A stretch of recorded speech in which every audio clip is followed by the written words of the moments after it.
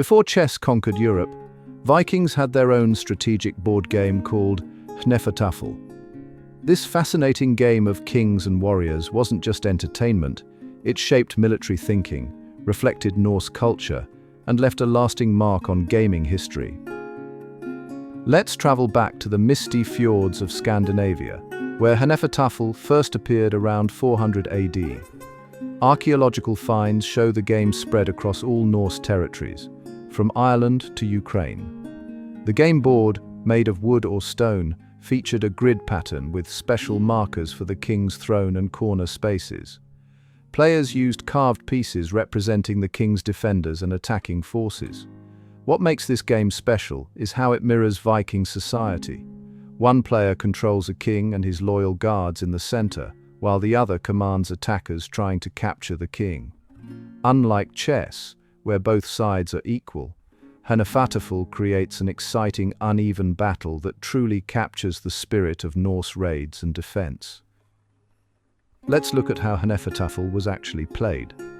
The game board had a simple but smart design, a square grid with sides ranging from 7x7 to 13x13 spaces.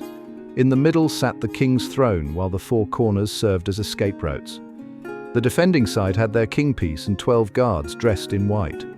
These pieces started in the center, forming a cross shape around their king. The attacking forces, usually colored black, began the game positioned along all four edges of the board, outnumbering the defenders. Each piece could move like a rook in chess, straight lines any number of spaces, but couldn't jump over other pieces. To capture an enemy, you had to trap them between two of your pieces. The game of Hnefatafl tells us a lot about how Vikings saw their world. The king piece at the center, protected by loyal warriors, shows how important leaders were in Norse society.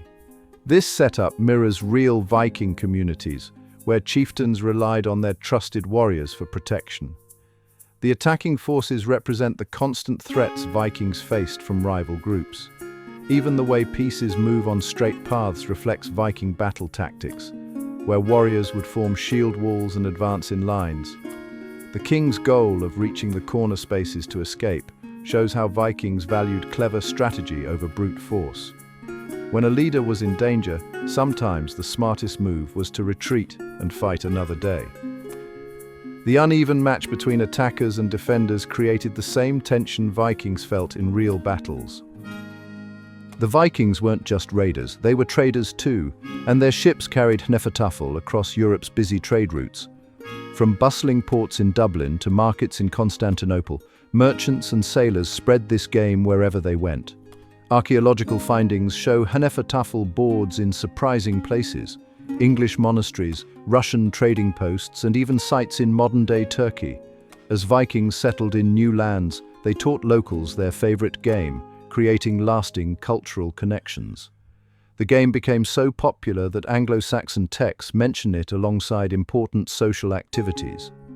In Ireland, it mixed with local gaming traditions, creating new versions with different rules. But as trade routes shifted and chess gained popularity around 1000 AD, Hnefatafl gradually lost its spot as Europe's favorite strategy game. Figuring out how Vikings played Hnefatafl was like solving a puzzle. Since no complete rulebook survived from Viking times, researchers had to get creative. They studied old game pieces, boards found in burial sites, and even looked at mentions of the game in Norse sagas. A breakthrough came when they found similar games still being played in remote parts of Wales and Lapland. These local games, passed down through generations, helped fill in the gaps. Archaeologists also noticed wear patterns on ancient game boards, showing which spaces were used most often. By combining these clues with medieval writing that described similar games, researchers slowly pieced together how Vikings might have played their favorite board game. Hnefatafl wasn't just a game, it carried deep religious meaning in Norse culture. The board's cross-shaped layout matched the sacred symbol of Thor's hammer, while the central throne space represented Odin's high seat, Hlidskjalf, from which he watched over the 9 worlds. Vikings often included Hnefatafl sets in burial rituals, believing the deceased would need entertainment in the afterlife. Some game pieces found in graves were decorated with images of Norse gods and magical runes for protection. The four corner spaces might have symbolized the four corners of the world in Norse mythology. Even the struggle between the king and attackers could represent the endless battle between order and chaos that was central to Viking beliefs. These religious connections made Hnefatafl more than entertainment. It was a way to connect with the gods. Let's explore some amazing finds that helped us understand Hnefatafl better. In Sweden, divers found a complete set preserved in the mud of an ancient harbour. The cold water kept the wooden pieces in perfect shape for over 1,000 years. The Ballandery board, discovered in an Irish bog, showed us how Vikings adapted their game for different regions. In York, England, archaeologists uncovered beautifully carved pieces made from whalebone and walrus ivory, showing this wasn't just a simple game but a treasure worth showing off. One of the most exciting discoveries came from a Scottish island, where a craftsman's workshop revealed unfinished game pieces, giving us clues about how they were made. These finds tell us that Hnefatafl wasn't just for warriors. It was enjoyed by traders, craftsmen, and nobles alike. By the 1000s, a new challenger appeared in European courts: chess.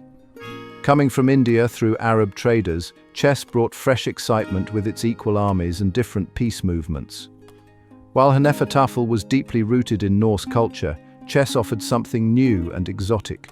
Royal courts quickly fell in love with chess's complex strategies and international appeal. The game spread through medieval Europe's noble houses, monasteries, and trading cities. Hnefatafl held on in Nordic regions for a while, but as Viking influence decreased, so did the game's popularity.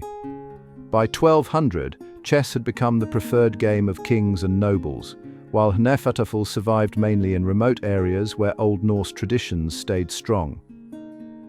Today, Hnefatafl is experiencing an exciting comeback. Board game enthusiasts and history lovers are rediscovering this Viking classic through online platforms and beautifully crafted modern sets. Game clubs around the world host tournaments where players test their skills using rules refined by historians. Museums offer hands-on experiences with replica sets, helping visitors connect with Viking culture. The game's unique asymmetric gameplay, where one side defends while the other attacks, offers a fresh alternative to traditional chess.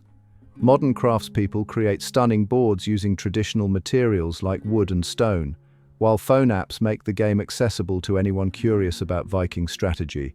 Some schools even use Hnefatafl to teach students about Norse history in a fun, interactive way.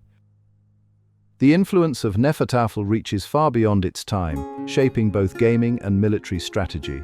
Modern board games like Thrones and Siege borrowed its unique defender versus attacker setup, creating exciting, uneven battles. Military experts study the game's focus on protecting a central figure while managing multiple threats, tactics still relevant in modern security planning. Game designers love how Hnefatafl creates tension through unequal forces, a concept now used in many popular strategy games. The game's simple rules but deep strategy showed that complex gameplay can come from basic mechanics. Even today's escape room games share DNA with Hnefatafl's Get the King to Safety goal. Thanks for joining our journey through Viking gaming history. If you enjoyed learning about Hnefatafl, hit that like button and subscribe for more fascinating historical stories.